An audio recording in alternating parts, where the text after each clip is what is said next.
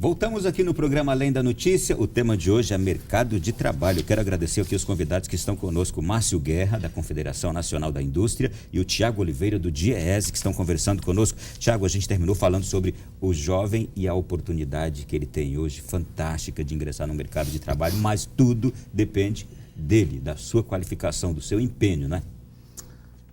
Há uma contradição hoje na economia brasileira que alguns especialistas têm sido chamados a explicar por que, num cenário de baixo crescimento econômico, as taxas de desemprego têm permanecido baixas, né?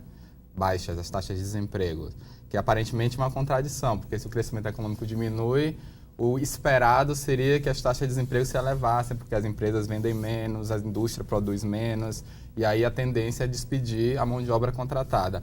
E uma das explicações que a gente olha, que a gente constata para esse fenômeno, é uma menor pressão dos jovens sobre o mercado de trabalho. Isso é importante. Por quê? O que é que os jovens têm feito nos últimos anos? Os jovens têm optado por estudar mais, adiar sua entrada no mercado de trabalho e, com isso, melhorar a sua inserção futura, e aí você pressiona menos o mercado de trabalho. Então, quando a gente analisa a evolução da população economicamente ativa, ela não tem crescido tanto, porque o jovem tem sido estimulado a permanecer mais tempo na escola. Isso, no futuro, pode se traduzir numa mão de obra com uma produtividade mais elevada, o que significa uma melhor inserção no mercado de trabalho. Então, isso é um fenômeno importante, porque a gente constata também que uma inserção precoce no mercado de trabalho, que é muito comum nas famílias mais pobres, isso prejudica a trajetória profissional desse trabalhador praticamente ao longo de toda a sua vida profissional. Porque se ele entra no mercado de trabalho com 13, 14 anos, isso provavelmente vai comprometer seus estudos, ele vai estar sempre se inserido nos postos iniciais de trabalho das empresas, ele não consegue ascender na empresa, ele vive entrando e saindo no mercado de trabalho. Então, você postergar a sua entrada no mercado de trabalho, e as condições econômicas hoje em dia melhores também favorecem, e o Bolsa Família, por menor que seja o valor, tenha contribuído para isso, para que as famílias pobres consigam manter o seu filho na escola, mas também o aumento dos salários, porque quando você aumenta o salário mínimo, por exemplo, o pai e a mãe que recebem esse salário mínimo pode dizer, não, meu filho, você não precisa mais vender bala no semáforo aqui, você pode ficar só na escola, porque esse salário maior permite a gente equacionar esse problema aqui. Então, isso é muito importante, você evitar uma pressão excessiva e precoce sobre o mercado de trabalho, porque aí você consegue construir um mercado de trabalho de melhor qualidade. A mesma coisa na questão dos idosos. Se você tem uma previdência que paga uma aposentadoria de melhor qualidade, você retira esse trabalhador mais idoso do mercado de trabalho. Ele não concorre com um trabalhador mais jovem para um posto de trabalho. Não, você já teve sua vida produtiva de 30, 35 anos, qualquer que seja. Hoje, agora você vai gozar a sua aposentadoria com um valor digno e você não pressiona o mercado de trabalho. Então, esse é um fenômeno comum na Europa, ou seja, dos jovens entrarem no mercado de trabalho com 21, 24 anos. Você sabe que, você falando isso aí, eu conheço um caso de uma jovem que ela disse, olha, eu estou saindo do meu emprego porque meus pais disseram que me garantem, por enquanto, eu quero estudar para concurso, então eu vou investir nisso agora. Ela entrou no mercado de trabalho, saiu para estudar, para se preparar para passar no concurso e ter melhores condições de vida depois. Agora, eu vejo isso também como algo fantástico, um avanço. Agora, há algo negativo nisso? Não, eu acredito que essa seja... Depende, né? Se a gente olhar pelo lado da indústria, em determinadas regiões, se isso começa a se repetir muito fortemente e a população está envelhecendo, né? Uhum. E você precisa ter um fluxo de jovens. Lógico que é natural que o mercado vá se ajustando. É positivo porque... A nossa pergunta é a seguinte, quando a gente olha esses números dos jovens, a gente vê que isso é positivo porque ele está se dedicando aos estudos e lá no futuro você vai ter um retorno sobre isso. Mas tem um pessoal, que são os chamados neném, que nem estuda e nem trabalha, e são jovens. Esses é onde mora o perigo, sabe? Aí você que está em casa, que está olhando assim pro filho, tá vendo? Você parou de estudar e não está trabalhando, mas se não trabalhar, estuda. Mas deixar de fazer os dois. Sim. E se essa massa de jovens caminhar nessa direção, aumentar, aí a coisa vai ficar crítica. Então, assim, se for...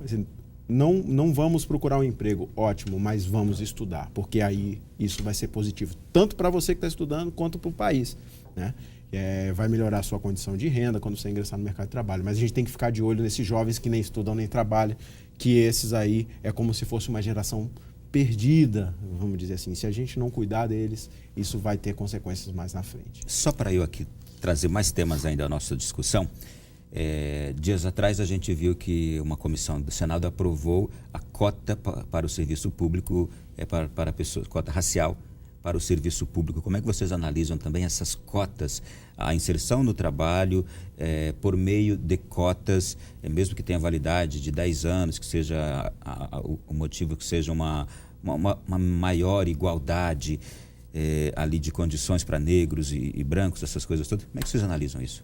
Eu, particularmente, vejo com bons olhos. Eu sou favorável do ponto de vista como uma política de reparação histórica do Brasil com a população negra. Se a gente vai estudar um pouco história, e o telespectador em casa com certeza já teve contato com alguns livros de histórias que apontam como foi a transição do trabalho escravo para o trabalho assalariado no Brasil, foi uma coisa que trouxe chagas para a população negra bastante contundentes, né? Então, eu vejo como algo positivo tanto as cotas nas universidades quanto as cotas no serviço público. São coisas diferentes. E a polêmica chega quando se diz, mas e a qualificação? Vai se proteger aquela cota ali para essa população por causa que é uma população negra. Mas eles estão à altura? A polêmica quanto a esse ponto, aí. as universidades, as pioneiras do ponto de vista das cotas, elas têm acompanhado isso de perto e muitas têm apontado o contrário, que o estudante cotista ele tem um desempenho melhor do que o não cotista. Muito provavelmente porque ele vê aquilo ali como uma grande oportunidade da vida dele. E vai abraçar com unhas e dentes. Então, não há uma queda, pelo menos os estudos da Unicamp, acho que a UNB também já divulgou algo a esse respeito. Do ponto de vista da qualidade do estudante, até o presente momento, as pesquisas que eu já passei o olho, já dei uma lida, não tem diagnosticado esse problema. E muitos perguntam, mas não tem uma cota já nas universidades, para que uma cota no serviço público? Eu vejo que são duas coisas distintas. Para você passar no serviço público, não basta apenas ter um nível superior, você tem que ter tempo para estudar, você tem que ter uma família que garanta a sua sobrevivência durante esse tempo para estudar. Então, se você... toda um entorno, uma conjuntura que permite você estudar para o serviço público, porque o que a gente vê é que aqui em Brasília isso é muito patente e o setor privado reclama muito que o estudante da Universidade de Brasília, eles terminam a universidade, para e vai estudar para concurso e ele fica 2, 3 anos sem trabalhar, com os pais bancando ele, e são normalmente da raça branca, né, não negros.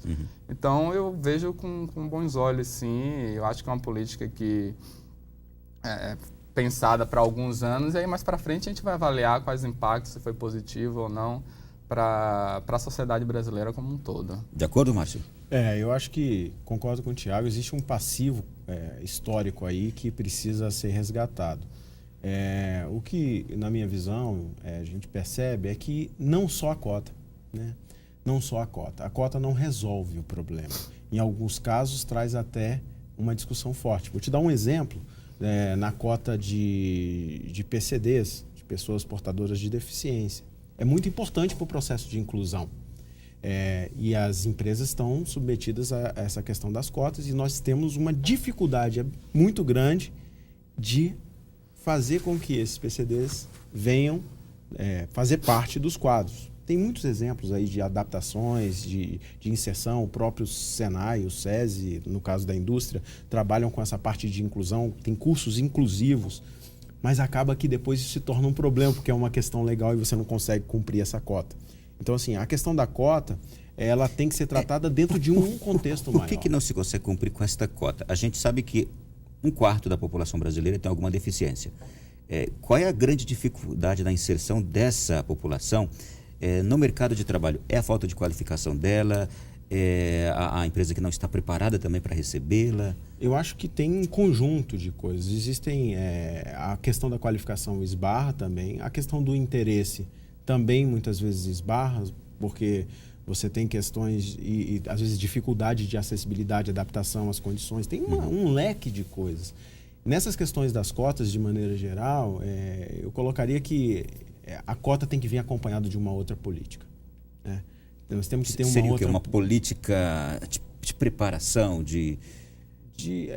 alguns países que tratam essa questão de condicionamento, cotas tanto da empresa quanto da própria pessoa. Exato. É criar uma forma mais fluida para que isso não onere do ponto de vista... Por exemplo, estou falando de outras cotas, não da cota dos concursos. Que não onere o cumprimento dessa cota em detrimento de você, por exemplo. Se você vai pagar um salário muito maior porque você está tendo dificuldade de encontrar uma pessoa com deficiência para cumprir aquela cota, porque senão você vai ser autuado pela superintendência da delegacia do trabalho e tal. Então, assim, você começa a criar algumas imperfeições aí no mercado que dificultam muito. Então, assim, a questão da qualidade da escola, ela é latente. Agora, como é que a gente trata essas diferenças desde do ponto de vista da escola?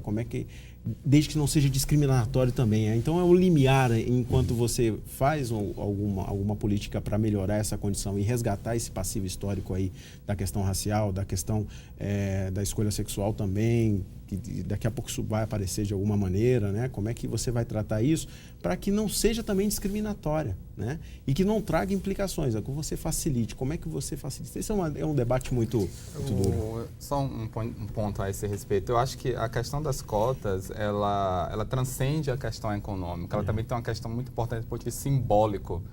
O jovem negro, ele tem que olhar para a sociedade e ver que o negro não é só jogador de futebol e não é só cantor. O negro pode ser médico, o negro pode ser um advogado, o negro pode ser um engenheiro. Então tem uma questão simbólica também importante do negro reconhecer o seu papel na sociedade, não apenas do ponto de vista do entretenimento. Ele se enxergar na sociedade. Isso, não só do ponto de vista do entretenimento, Perfeito. Não só jogador de futebol, não só cantor. Deixa eu só cortar vocês, e temos 30 segundos, vou dar 30 segundos para cada um, uma pergunta comum. Quais são os profissionais para quem nunca falta oportunidade no mercado de trabalho? Por favor, estamos terminando. Bom, eu vou falar aqui um pouquinho da indústria. Eu diria o seguinte, você pode fazer duas linhas. O curso técnico, e eu vou elencar um técnico em edificações, que tem uma demanda grande, é um profissional que tem uma estabilidade no mercado de trabalho. O técnico em mecatrônica, em algumas regiões você tem essa demanda. O técnico em eletrônica, o técnico em petróleo e gás, naquelas regiões onde a gente está vendo a Petrobras precisando e todas as outras empresas. O técnico em mecânica é um profissional que trabalha em todos os setores, então ele tem uma versatilidade muito grande. E tem outros cursos que não são tão de longa duração, de 1 ano e meio, no caso do curso técnico. Você tem cursos de curta duração. Então, são cursos de qualificação que habilitam imediatamente para o mercado de trabalho, cursos de 2, 3 meses. Então, aí você tem cursos de operadores que trabalham nas fábricas, que são oportunidades, sim, muito grande no mercado de trabalho. Tiago, para quem é que não falta oportunidade? De um ponto de vista mais genérico, não falta oportunidade para aquele trabalhador que atue numa área que não seja tão facilmente passivo de mecanização e informatização. Um trabalhador que seja criativo, que tenha conhecimentos gerais sólidos, um conhecimento da realidade social, enfim. E do ponto de vista do setor, do ponto de vista setorial, a gente consegue ver algumas tendências para além do que já foi mencionado aqui. Tem oportunidades ligadas à transição demográfica do país, ou seja, cuidadores de idosos, por exemplo, vai crescer muito esse tipo de atividade porque a população está envelhecendo. Profissões ligadas à questão ambiental, como engenheiro ambiental, a preocupação da sociedade com a gestão de resíduos, com a relação das empresas e meio ambiente, é um setor que tende a crescer no futuro. A questão da infraestrutura, eu acho também que é um setor que pode demandar bastante trabalhadores num futuro próximo, vai continuar avançando. Eu acho que esses são os setores assim, de mais longo prazo.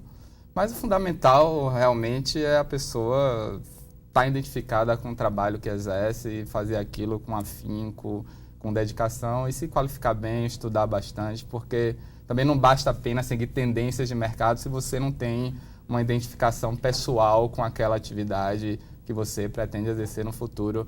E quando a gente é jovem, isso é muito difícil da gente ter essa percepção. E eu acho que a gente tem que decidir isso muito cedo na nossa vida.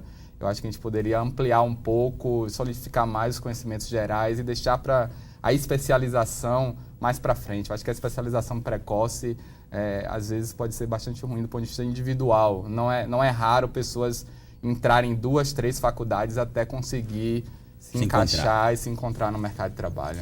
Agradeço muito a presença dos senhores aqui, aprendi muito com vocês, viu? Muito obrigado mesmo.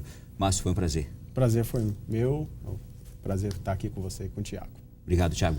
Eu que agradeço, o prazer também foi meu, a conversa foi bastante interessante. Bom, a você de casa, o nosso agradecimento também. Obrigado por ter nos feito companhia aqui nesta noite. Desejo a você agora uma boa sequência de noite, bom sono, fique com Deus. Até o nosso próximo programa na semana que vem, aqui às 11 da noite. Até lá.